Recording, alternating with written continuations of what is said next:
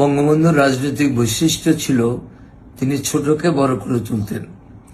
যেমন উনি ইউনিয়নের নেতাকে থানার নেতা, থানার নেতাকে জেলার নেতা, জেলার নেতাকে জাতীয় নেতা করে তিনি জাতির পিতা হয়েছেন। বঙ্গবন্ধুর জীবনের বৈশিষ্ট্য ছিল ছোটকে বড় করে তোলা।